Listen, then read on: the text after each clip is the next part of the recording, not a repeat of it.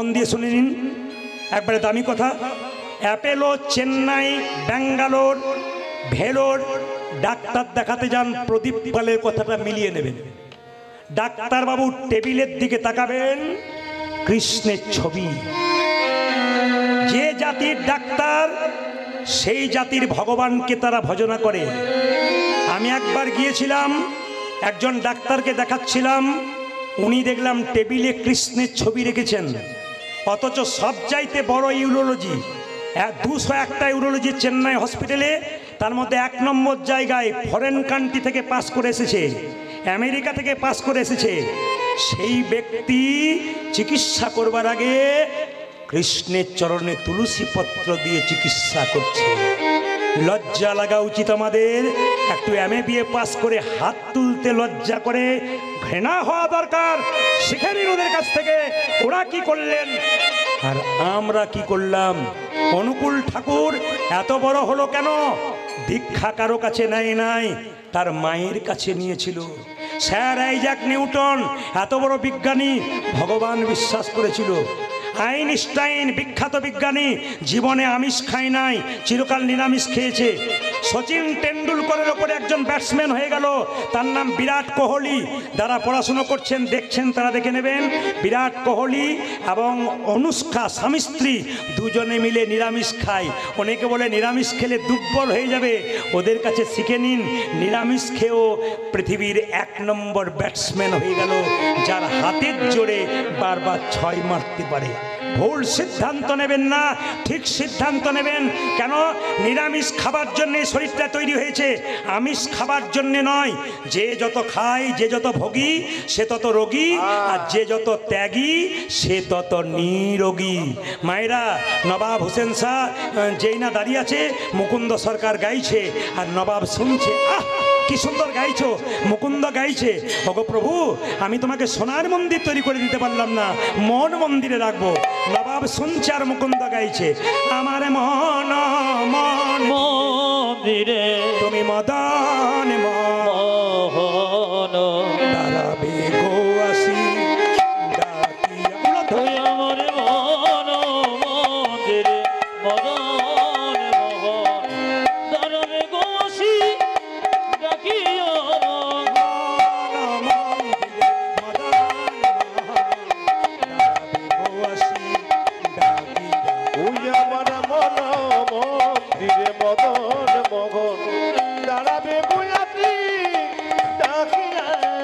কান্দিয়া কান্দিয়া তব নাম লইয়া, আমি কান্দিয়া কান্দিয়া তব নাম লইয়া। হরি বল।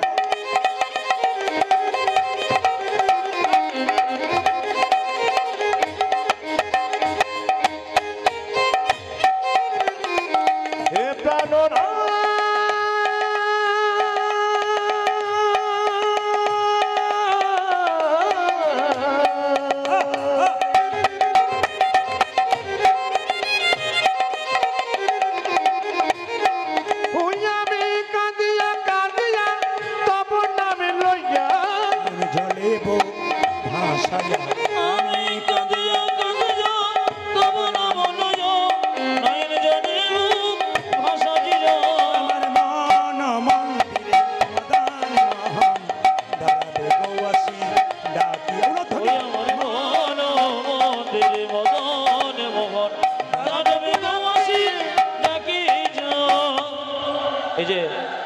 মাঝে ভেতরে আপনাকে ডাকছি, আপনাকে চশমা পরে ওই যে মাঝে আস্তে আস্তে আপনাকে, এই যে আপনাকে ওই যে মাঝে ভেতরে ওই যে ওইদিকে তাকাচ্ছেন, আপনাকে ডাকছি চশমা পরে ওই যে আপনাকে ডাকছি, আপনাকে এদিকে শোন, এদিকে শোন, আপনাকে ডাকছি, আপনাকে ডাকছি, এদিকে শোন, আপনাকে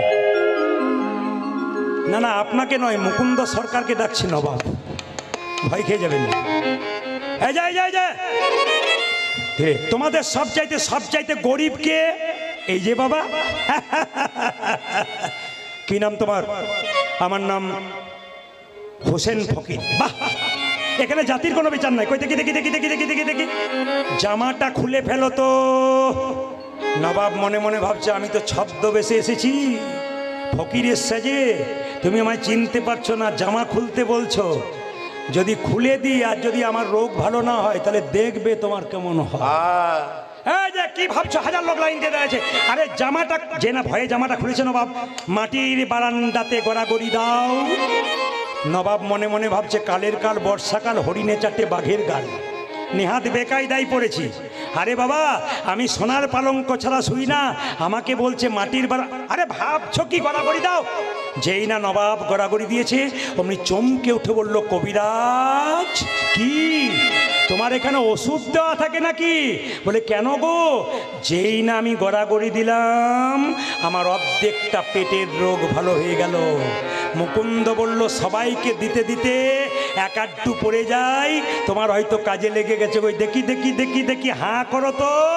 যেই না নবাব হাঁ করেছে, মুকুন্দ সরকার ওষুধ দিয়েছে আর নবাবের পেটের যন্ত্রণা ভালো হয়ে গেছে। কি শিখলেন? যেই না মাটিতে গড়াগড়ি দিল অমনি নবাবের অর্ধেক পেটের যন্ত্রণা ভালো হয়ে গেল। তত্ত্ব কি বলল? ভক্ত পদ ধুলি আর ভক্ত পদ ভক্ত ভক্ত শেষ হয় তিন মহাব।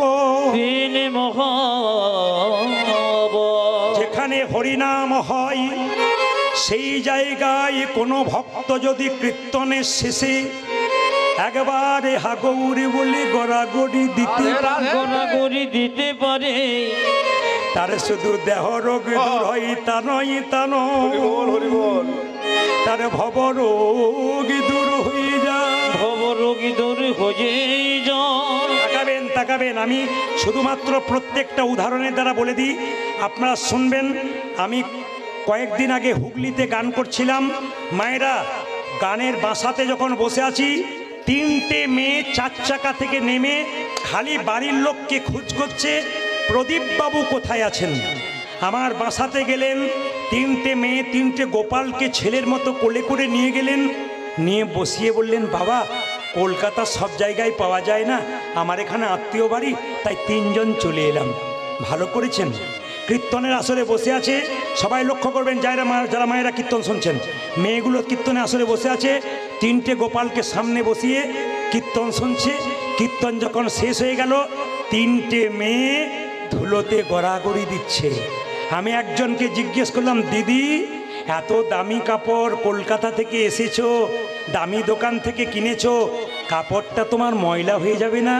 উনি বললেন, বাবা আপনার কীর্তনে শুনেছি স্বামীর যদি 10টা কাপড়ের দোকান থাকে, চিতাতে যখন শুয়ে দেবে একটাও কাপড় সঙ্গে দেবে না, তাই ধুলাই গড়াগড়ি দিলাম। শুনলে চমকে যাবেন। জিজ্ঞেস করলাম, আপনি কি করেন?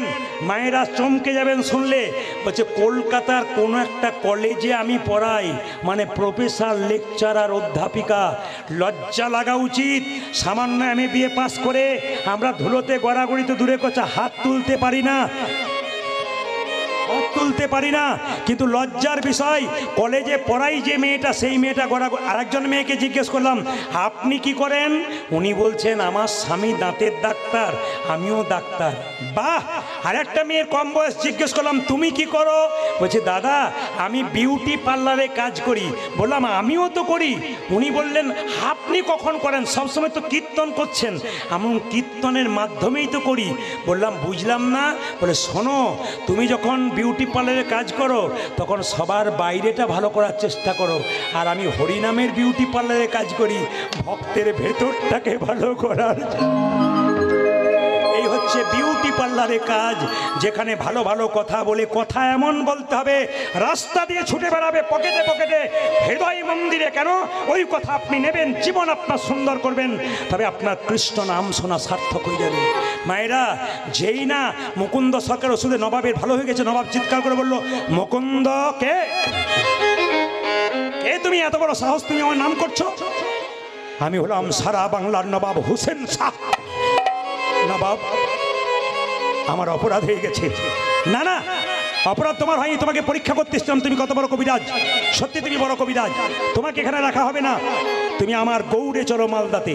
মায়েরা, রাত্রিবেলায় মহাপ্রভু মন্দিরে মুকুন্দ বলছি, প্রভু বলে দাও, তুমি তো বলেছিলে গরিবের বাড়িতে হরিনামে দিতে, তুমি তো বলেছিলে গরিবের চিকিৎসা করতে, তুমি তো আমাকে মুসলমানের বাড়ি যেতে বলনি। আমি কি করব? সঙ্গে সঙ্গে ভগবান মহাপ্রভু আকাশবাণী করে বললেন, মুকুন্দ, ঈশ্বরে যা করে তা, জোরে বলুন, মঙ্গলের জন্য। আমি শুনতে চাই, জোরে বলবেন, ঈশ্বর যা করে তা।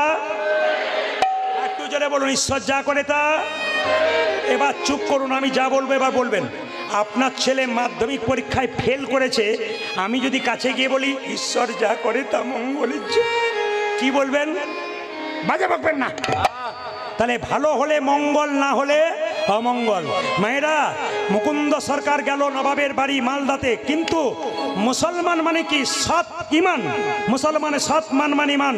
নবাব হোসেন শাহ সৎ মানুষ ছিলেন। তিনি বললেন, মুকুন্দ, তোমাকে নিয়ে এলাম, কি করতে হবে?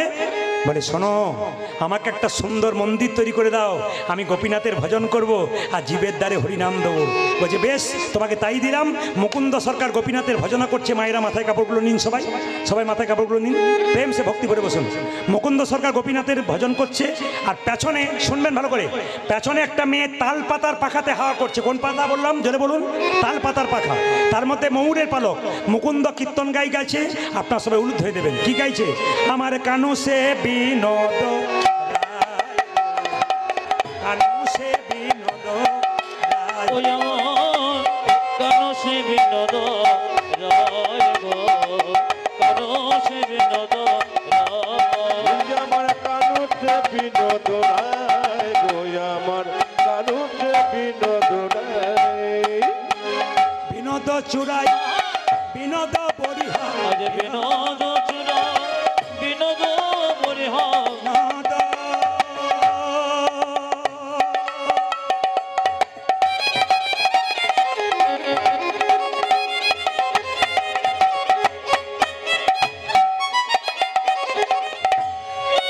ও সেই বিনোদ চূড়া, বিনোদ বরিহা, বরিহা বিনোদ উড়িছে তাই গো, বিনোদ জুড়েছে গাওয়ায়। উদাজ কানু সে বিনোদ রায় গো, আমার কানু সে বিনোদ রায়। আমার কানু সে বিনোদ রায় গো, কানু সে বিনোদ রায়।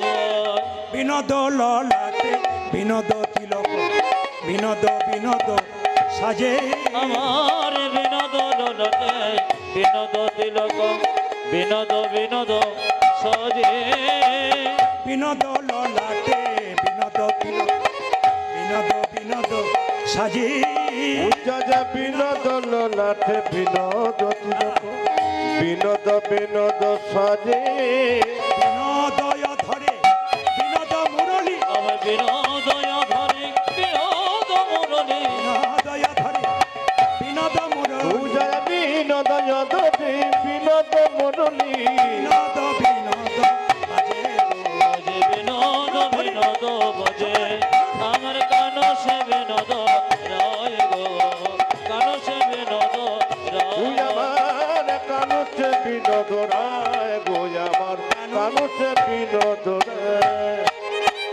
আমি শুধু কীর্তন করছি তা নয়, আপনাদের কপালের দিকেও তাকাচ্ছি। হ্যাঁ, না না, কপালটা দেখছি না, কার ভালো কার মন্দ তা দেখছি না, আমি কপালটার দিকে তাকাচ্ছি। বাবাজি মহারাজের তিলক নিয়েছেন, একজন ভক্ত আছেন সামনে বসে তিলক নিয়েছেন, বাবা নিয়েছেন, অনেক মায়েরা নিয়েছেন, কিন্তু অনেকে নিতে পারেন না। প্রশ্ন করবেন, তিলক মালা নিলেই কি ভক্ত হওয়া যায়? না, বাজার থেকে কিনতে পাওয়া যায়, পড়লেই হলো না গো। তাহলে কি যারা পড়েছে তারা অন্যায় করেছে? পড়া দরকার আছে। এ হচ্ছে মাস্টার। রাস্তা দিয়ে পেরিয়ে যাচ্ছ, কারো পেয়ারা ঝুলছে, পাকা পেয়ারা তুলতে যাচ্ছ, মালা বলছে খবরদার, তোর গলায় মালা, তিলক কি করতে যাচ্ছিস? চুরি করা হচ্ছে না? তাহলে বাধা দিচ্ছে কেন? এগুলো বাধা দেবে, এগুলো মাস্টার। ওগুলো হচ্ছে মাস্টার। কীর্তন চলাকালীন কেউ পয়সা দিতে আসবেন না, এগুলো হচ্ছে মাস্টার। এবার বলে দিই মায়েরা, তিলক আপনার নেন নাই কেন আমি বুঝতে পারছি, লোকে পাচ্ছে কিছু বলে বলে। আমাদের ওখানে একটি মেয়ে 25 বছর বয়স, তাকাবেন, তিলক নেই, তিলক তিলক তো মালা নেই, তো পাশের বাড়ি 5টা মেয়ে বলাবলি করে, বাবারে দিদি হারাধনের বইয়ের কি ঢং দিদি, তিলক নিয়েছে, মালা নিয়েছে, ভগবান বোধে আগেই পেয়ে যাবে। তবে শুনে রাখুন আপনারা, যারা এই সমস্ত মন্তব্য করে তাদের জন্য বলে রাখি, হাতি চলে বাজার, কুত্তা ভুকে হাজার। হাতি রাস্তা দিয়ে যায়, কুকুর ঘেউ ঘেউ করে, হাতি তার দিকে তাকাবে না। তিলক আপনারা কি নেবেন সবাইকে বলে যাই। এই যে তিলক দেখতে পাচ্ছেন, এই তিলকের জন্ম কোথা থেকে একটু সংক্ষেপে বলি। ভগবান কৃষ্ণের মাথা ব্যথা হলো, কোনো মতে মাথা ব্যথা সারছে না, তখন নারদ মুনি বলছে কিসে সারবে? কৃষ্ণ বলল মাথা ব্যথা সারতে পারে একটা উপায়ে, কি? যদি কোনো ভক্ত তার চরণের ধুলি দেয়। ও মায়েরা, 16,108টা স্ত্রী কেউ দিল না, শেষে গেল কার কাছে? তাকাবেন, রাধারানীর কাছে। রাধারানী বলল নারদ তোমার গলার কাপড়টা দাও, আমি চরণের ধুলি দেবো। যেই না চরণের ধুলিটা দিয়েছে, অমনি সোজা নিয়ে গিয়ে কি করেছে? গোবিন্দের মস্তকে দিয়েছে। রাধারানীকে নারদমুনি বলল কেউ ভয়ে দিল না নরকে যাবার ভয়ে, তুমি নরকে যাবে না? রাধারানী কেঁদে কেঁদে বলল আমি নরকে যাব, আমার গোবিন্দের তো মাথা ব্যথা ভালো হয়ে যাবে। ও মায়েরা, সবাই শুনে নিন, এই যে তিলক আপনারা করছেন, সবাই তাকাবেন, এই তিলকটা কিন্তু আপনারা করতে পারেন। কার তিলক? ব্রজগোপীদের চরণধুলি, রাধারানীর চরণধুলি। তিলকের দুটো দাগ, তাকাবেন আমার দিকে, সাদা তিলক আমার আছে, সাদা করুন কালো করুন একই মান। এই তিলকের দুটো দাগ, একদিকে ব্রহ্মা একদিকে মহেশ্বর, মাঝখানে ফাঁকাটা কি? বিষ্ণু। এখানে যে এইটা রয়েছে চিহ্নটা কি? তুলসী পত্র। এটাকে ভগবানের চরণ ধরলে এটাকে তুলসী পত্র ধরা হয়। যদি এটা তুলসী পত্র হয়, কতটা দেবেন? একটা নাককে 4 ভাগ করার পর 3 ভাগ অংশ পর্যন্ত এই চিহ্নটা দিতে হয়। মায়েরা, আজ্ঞা চক্র এখানে আছে, তাই কেউ যদি তিলক করতে পারে তার মস্তিষ্ক ঠান্ডা থাকে। তবে যারা তিলক করতে পারেন না, অনেকে বলেন কিছু খেতে পাবো না, তিলক করতে পাই না, তাদের জন্য বলে রাখি তিলক আপনারা করবেন, যা খাবেন খাবেন। শাস্ত্র বলল তিলকের আসল রহস্য কোথায়? যদি কেউ আমাদের মতো তিলক করতে না পারেন, এক কাজ করুন, জল তিলক করুন। স্নান করবেন মায়েরা, দাদা ভাইরা, হাতে জল নেবেন, তাকান আমার দিকে, এই আঙ্গুলে করে হরে কৃষ্ণ মহামন্ত্র বলে এই যে তিলক করেছি, এরকম তিলক আপনারা করে নেবেন, এরকম ফোঁটা দিয়ে নেবেন, কেউ দেখতে পাবে না, আপনার অনুভব হবে জল তিলক হয়ে গেল। আপনি অজান্তে গোবিন্দের কৃপা পেয়ে গেলেন, কেউ কিছু বলবেও না। আপনার তিলক না হলো, লাইনে দাঁড়াবেন তবে তো ডাক পাবেন। আগে জল দিয়ে শুরু করুন, তারপর এক সময় দেখবেন আপনি নিজেই তিলক করতে শুরু করবেন। এই জন্য আগে আপনাকে লাইনে দাঁড়াতে হবে, তবে আপনি ডাক পাবেন। সবাই লক্ষ্য করুন মায়েরা, যে যেখানে বসে আছেন, পদকর্তা বলছে দেখো দেখো, বিনোদ গলাই বিনোদ মালা, বিনোদ বিনোদ দোলে, ওতরে বিনোদ গলাই বিনোদ মালা, বিনোদ বিনোদ দোলে, বিনোদ গলাই বিনোদ মালা, বিনোদ বিনোদ দোলে, উচাজি বিনোদ গলায় বিনোদ মালা, বিনোদ বিনোদ দোলে, কোন বিনোদিনী বিনোদ গাথুনি, ওগো কোন বিনোদিনী বিনোদ গাথুনি, কোন বিনোদিনী বিনোদ গাথুনি, উচায় কোন বিনোদিনী বিনোদ গাথুনি, গেথেছে বিনোদ ফুলে গো। ওগো গেথেছে বিনোদ ফুলে, আমার কানো সে বিনোদ রায় গো, কানো সে বিনোদ ওই আমার কানতে বিনোদ রায়, ওই আমার কানতে বিনোদ রায়, আমার কানো সে বিনোদ রায় গো, কানো সে বিনোদ ওই রায়, আমার কানতে বিনোদ রায়, ওই আমার কানতে বিনোদ রায়। এবারে দেখি তো কেমন কীর্তন শুনছেন। যখন মুকুন্দ সরকার কীর্তন গান গাইছে, পেছন থেকে একটা মেয়ে কোন পাখার পাখাতে হাওয়া করছিল, কি পাতার পাখাতে? জোরে বলুন, আর একটু জোরে বলুন। যে ঘুমাচ্ছে সে বলুন, কোন পাতার পাখাতে? তাল পাতার। তার মধ্যে কোন পাখির পালক ছিল? জোরে বলুন। কোকিলের, ময়ূরের। যেই নাম মুকুন্দ সরকারকে নবাব বলেছে, মুকুন্দ, পেছন ফিরে তাকিয়েছে, পেছন ফিরে তাকিয়েছে আর চিৎকার করে অজ্ঞান হয়ে গেছে। নবাব বলল কে আছিস?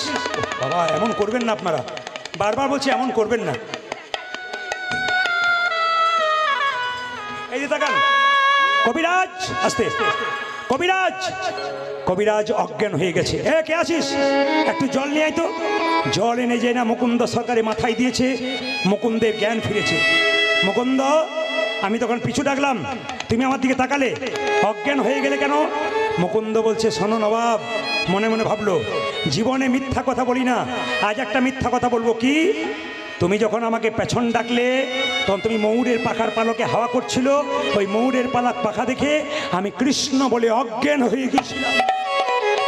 এই কথাটা বললো না, মিথ্যা কথা বললো। কি বললো? আমার একটা মৃগীর ব্যারাম আছে। নবাব বলল, মুকুন্দ তুমি হয়তো জানো না, আমার রাজ্যে একটা নিয়ম আছে, এখানে কেউ মিথ্যা কথা বললে তার জিভটা ছিঁড়ে নি। তুমি যেহেতু আমার সঙ্গে খারাপ ব্যবহার করনি, আমি তোমাকে ছেড়ে দিলাম। তবে তোমার যদি মৃগী রোগ থাকবে, তুমি যখন অজ্ঞান হয়েছিলে কৃষ্ণ বলে কাঁদছিলে কেন?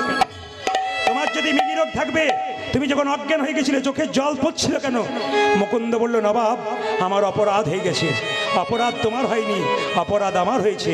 তোমার মতো কৃষ্ণ ভক্তকে কেনা গোলাম মনে করে আমি ভুল করেছি।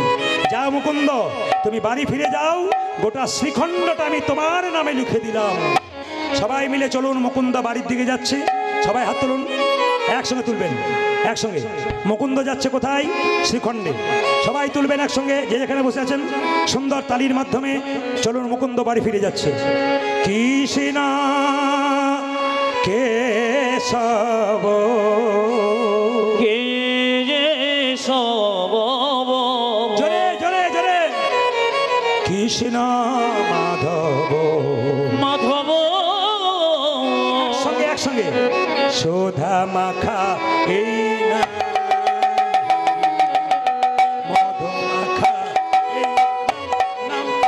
তালি, তালি। আজ কৃষ্ণ কেশব কৃষ্ণ মাধব, জোরে জোরে। সুধম গয়ে নাম হরে নাম, মধুম গয়ে নাম।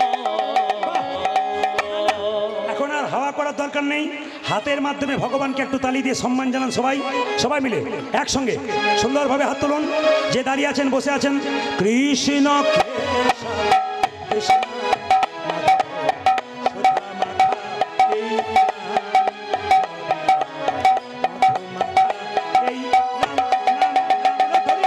আজ কৃষ্ণ কেশব কৃষ্ণ মাধব, সুদামাখা এই নাম হরি নাম, মধুমাখা এই নাম নাম নাম।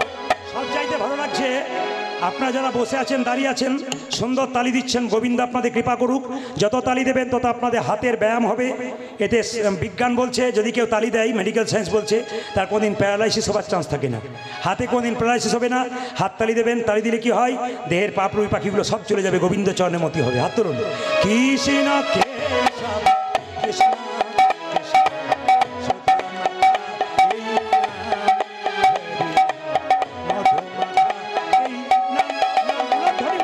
আজ কৃষ্ণ কেশব কৃষ্ণ মাধব, সুধম গয়ে নাম হরে নাম, মধুম গয়ে নাম নাম নাম।